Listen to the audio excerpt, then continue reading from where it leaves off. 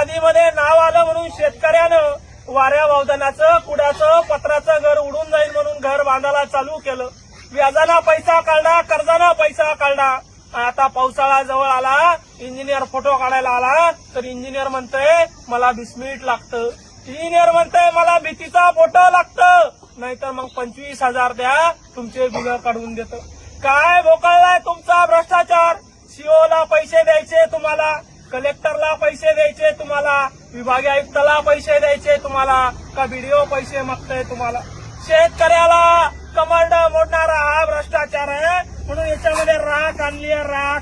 शेतकऱ्याच्या टाळूवरचं लोणी खाणाऱ्यावर शेतकऱ्याची आत्महत्या केलेल्या शेतकऱ्याची राख इथं या कार्यालयात घेऊन आलोय. फोटो काढा. घरकुलाला अडवू नका मायबाप. घरकुल बांधलं शेतकऱ्याचं स्वप्न असतं. घरकुल बांधलं तर पैसे देण्यात झाले, म्हणून या ठिकाणी आंदोलन करण्यासाठी आम्ही आलेलो.